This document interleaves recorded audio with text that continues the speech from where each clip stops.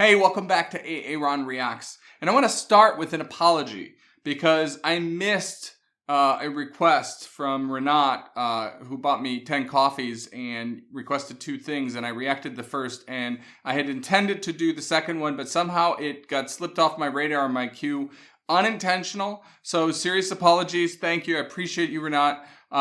So this is the second video there from that request. Now, the first one I had done was Asaf Avidan, Your Anchor in a Box 2, which, wow, right?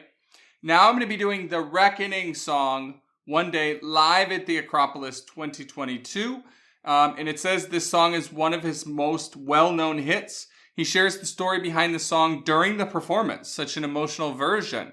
The Acropolis of Athens with its iconic Parthenon is an epic venue for a performance. Absolutely. So let's get right to it.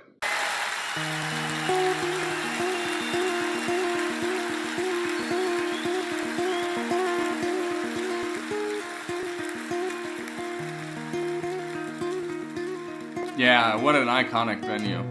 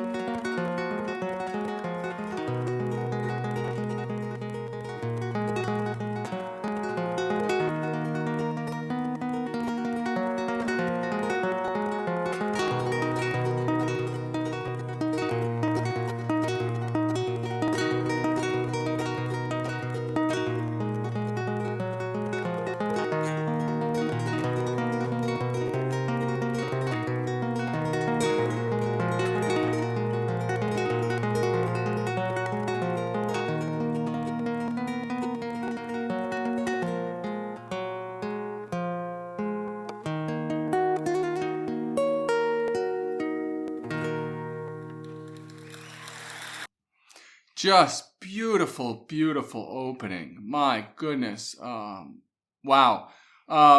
So musically, there's not a ton going on there. There's, 4 or 5 repeating chords going back and forth. But I love that kind of moving bass line. Doom, doom, doom. Right? Like this reminds me a lot of, hear me out. This reminds me a lot of the Call of Cthulhu from Metallica. So you wouldn't think Metallica would put out a song like this, but listen to that. It's an instrumental track, and it very, very much kind of feels the same, and it's reminding me of it, actually. Just a beautiful song. Maybe I've got it wrong. I'll double check, and in this video, I'll include it, the correct song name if I've got it wrong, because it's been a very long time, but just beautiful start. And I love the venue. He's clearly in his element performing live. He clearly seemed extremely comfortable out there. Flawless guitar playing. I love it. I love it. Beautiful writing. Let's get to it.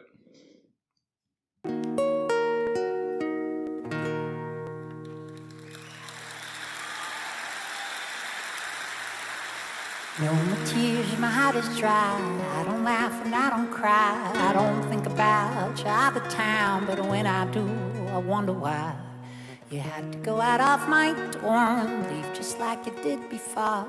I know I said that I was sharp, but a rich man can't imagine power. Okay, that's a perfect time to stop because of the pause. And what I wanted to say is, and I've talked about this, if you followed me on some of my other videos, not Asaf, but other artists, it's such a crucial thing in music that I feel that so many artists don't utilize enough, and that is silence. It's break. It's pauses. And he's masterful here with that.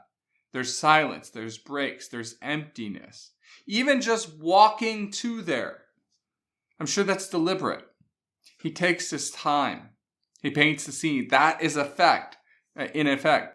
The second thing I want to mention while I've got this stopped, I love his voice. I don't think there's another artist out there that I've ever heard that sounds like this. One of the most aspirational aspects of a musician typically is to have their own sound. I'd have a hard time believing somebody could impersonate his sound to sound just like him. He's exceptional sound, and he has technique as well. And so I don't think he's necessarily classically trained. I think some of you might have commented on this before, and I honestly don't remember, right? But I don't think he's classically trained, but he's clearly studied vocal technique. Because he has some of it here. And I'm not a vocalist, so I can't dive into the specifics, but it's evident, he's not straining himself. When he does those high belts, which we of course haven't heard here, but he's still remaining calm and it doesn't feel like there's too much pressure in his throat and all of the aspects of, the biology.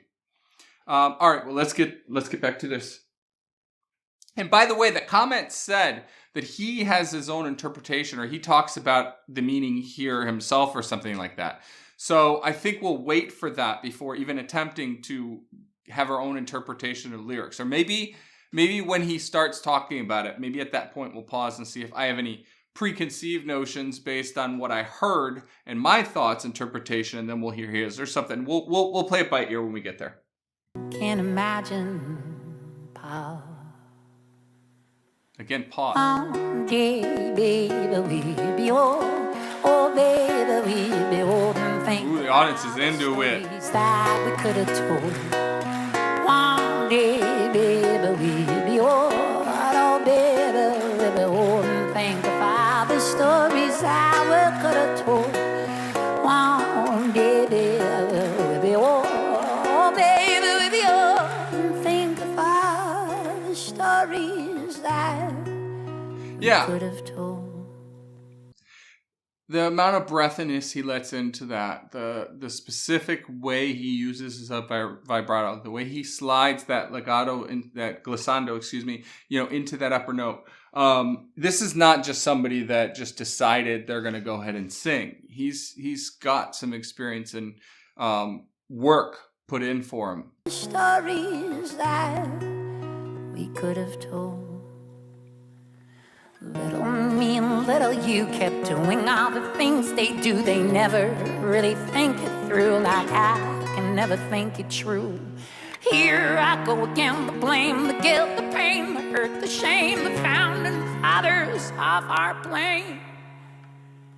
They're stuck in heavy clouds of rain. I love the visuals. Someday, baby, we'll be old. Oh, baby, we'll be old and think of all the stories that we could have told. One day, baby, we'll be old. Oh, baby, we'll be old and think of all the stories that we could have told. One day, baby, we'll be old. Oh, baby, we'll be old and think of all the stories that we could have told. One day, baby, we'll be old.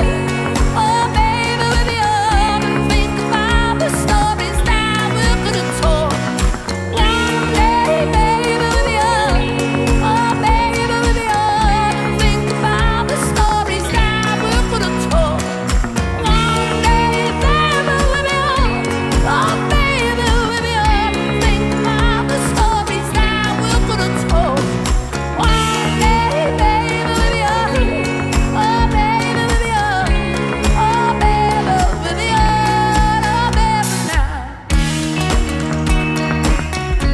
One day, baby. This is the first time I've heard him non-solo, right? The 3, I think, reactions I've done to him, if I'm not mistaken at this point, all 3 of them, assuming it's 3, right, were him with a loop pedal and, the setup and doing it all himself, which is ridiculous, like ridiculous. But this is the first time I'm seeing him with others. And you can see where I have it paused here and just this eye contact, this communication.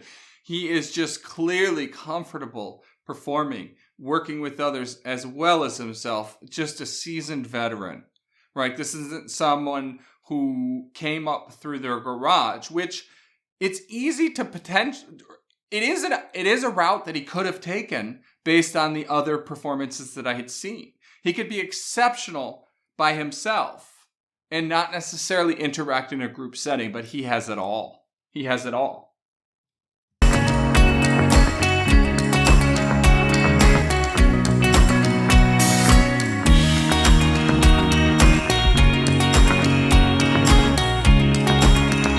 Yeah, he's a showboat.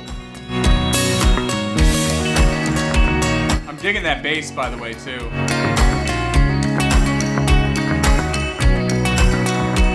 We don't see the... Yeah.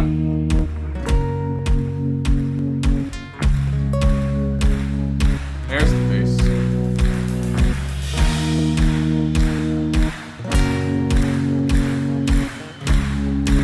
Again, the audience. Wow. One day, baby, we'll be old. Oh, baby, we'll be old. And think about the stories that we could have told. He doesn't waste a microsecond to instill the exact sentiment he wants. That attack, that onset, right from that musical interlude. Boom! Right in your face. Okay, so while I've got this paused, I wanted to quickly comment on lyrics. This song, refrain, I guess, right? Chorus that the audience is singing. I've got the lyrics up. One day, baby, we'll be old. Oh, baby, we'll be old. And think of all the stories that we could have told. So it's regret, it's loss, it's thinking about, it's almost future nostalgia, thinking about what could have been, right? And it's tough. It's really painful.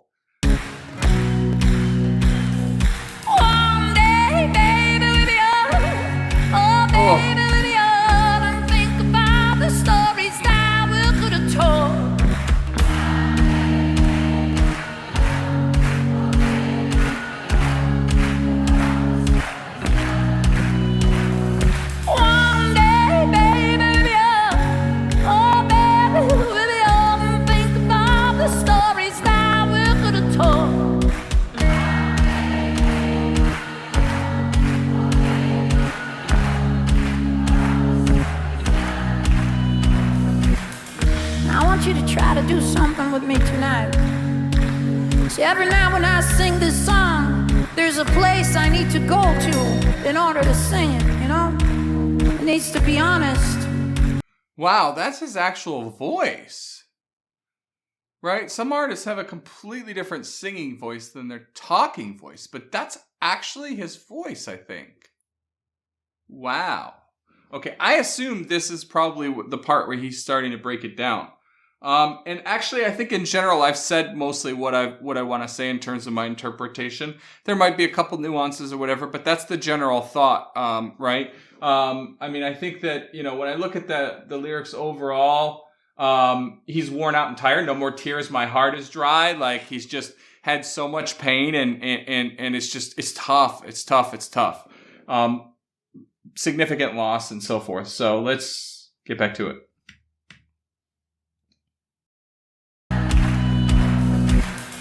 I want you to try to do something with me tonight. See, every night when I sing this song, there's a place I need to go to in order to sing it, you know? It needs to be honest. So I go to a place.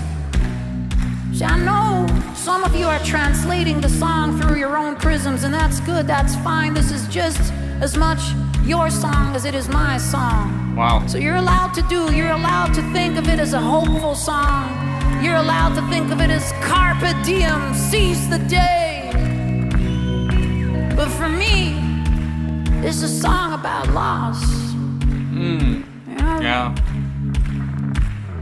I remember the day that I wrote it, you know. I remember the girl I wrote it about, and I remember the conversation we had, and I remember sitting down. I had this apartment with a wooden floor, and we were sitting down on that floor and we were talking, and I remember something she said, and I remember something I said, and I remember something she said, and I remember something I said back.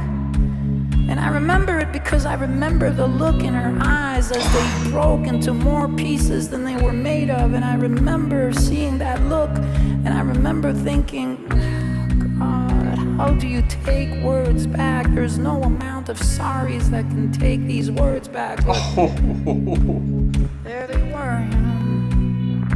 And I remember her not saying another word, just getting up and turning around. I remember looking at her back as she went farther and farther away to the door, and she kind of slowed down, and I guess she was waiting for me to say something, but I didn't. And then she just opened the door, she walked through the door, and she closed the door, and I just fell down immediately.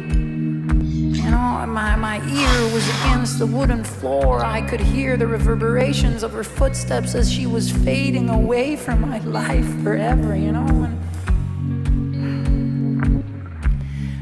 at that moment, I knew that I will never have her again. Whatever it is that we had is over.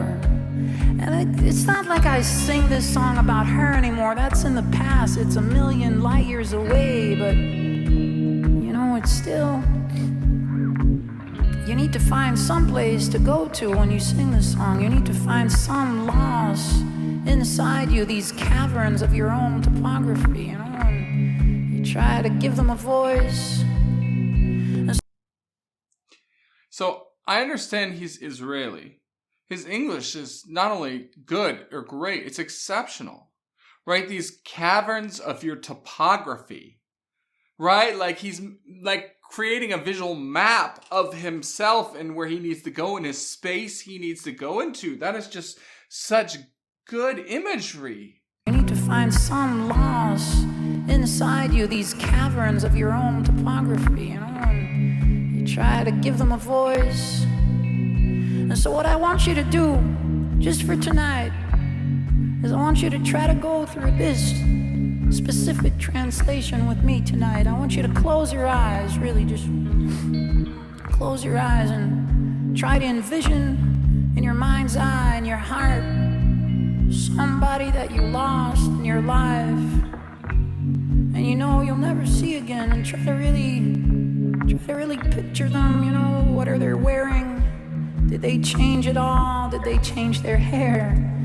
And how are they looking at you? Is it with blame? Is it with guilt? Is it with forgiveness? Is it with anger? Is it with love? Is it with compassion? Is it with empathy, with understanding? What is it that they show you, you know? And I'll try to really see them. And then we're going to try to sing this song again, you know, from this place. And the secret is not to succumb to depression because of loss. This loss creates these caverns of your landscape, and it's just a beautiful place to walk in, and we must give them a voice. Otherwise, they weigh us down. So loss becomes just another beautiful way in our passage here, you know? Just another place to visit. Give it a voice and dignity and beauty. One day, baby, we'll be up. Oh, baby, we'll be up and think about the stories that we could have told. One day, baby, we'll be up. Oh, baby, we'll be up and think about the stories that we could have told.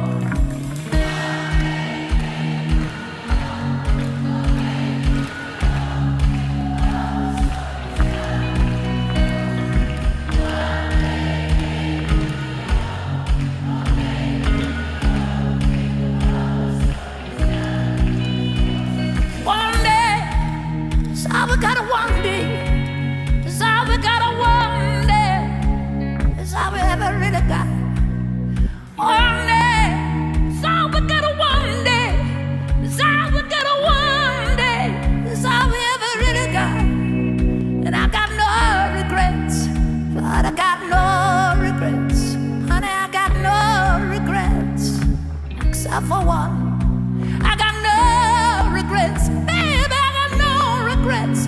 Lord, I got no regrets except for you.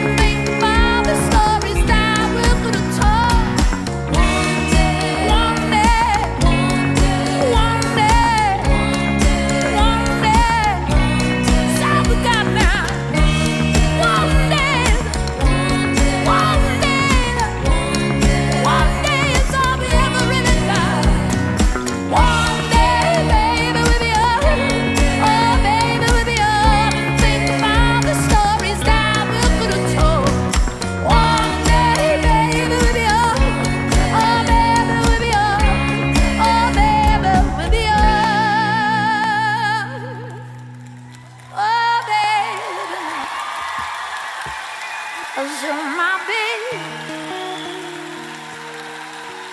my pretty little baby, my pretty little baby,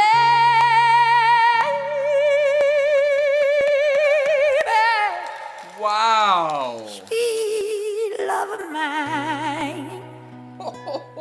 Oh, yes.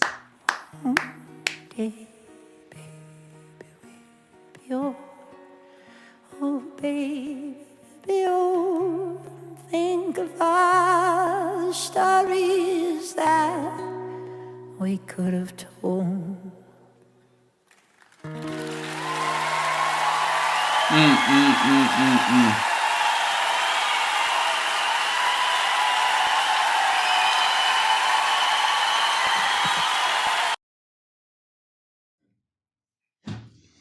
I'm kind of glad that wasn't the first thing I reacted to with him. And the reason is now I understand that when he did some of those performances, some of those wicked belts where he sounded fantastic, where he did multiple instrumentals, looping, the complexity of it. He's speaking from a place of experience. He's speaking from a place of hardship, of, loss, of tragedy, of, in some cases, triumph. He has life experiences that he's trying to paint a picture for. He's truly the artist's artist. I love this guy. I love this guy. That was so special. Thank you so much, Renat, for that. Again, my apologies for not reacting to this earlier. Look, this is no excuse, but it's the reality. I work full-time and more than full-time, really. I have a family, taking care of the kids, and there's a lot going on. And every time I do this, it's hard from a time perspective. And so I try to stay organized, but there's such little time. Sometimes things get lost. So my apologies. I hope you could forgive me. I hope that you enjoyed this. Everybody else, I hope you enjoyed this. Please go ahead and subscribe to this channel if you haven't done so yet. And then leave a comment here. How did this emotionally impact you? Because when he talked about going to a place, I don't want to talk about specifics because I'll probably break out again. But I got super emotional because I listened to him and I started thinking about, someone close to me, and it really hit home. Really genuinely did. And I noticed a difference in the audience in the way they sung it after that. I think there was a little bit of a in-betweener with some of the audience. So it was a little bit more messy than originally. They weren't as in unison and stuff. Because I think some of them that probably were used to singing it multiple times probably sung it the same way, but maybe with a little bit more motion. And then some I think were a little bit more experimental. So you heard some variety there, which was nice. I didn't hyperanalyze it, but I did notice a difference. And it was really nice seeing him not do some kind of craziness as it relates to instrumental play and the looping, and focusing on performance, right? He did some great things with his voice. I don't think there was any moment where it was like, oh my gosh, like in some of the other performances with his voice. He stuck to performance. He stuck to emotion. He stuck to meaning. He stuck to, being there with the band and communicating with the band members. And, that intro and some of the other guitar playing was rock solid, and loved it. But he kept it relatively simple to have the emotional, visceral impact, and I love it. I love it. All right, well, I'm going to leave it at this. Please subscribe and like this, video and comment, and we will see you in the next one. Thank you much.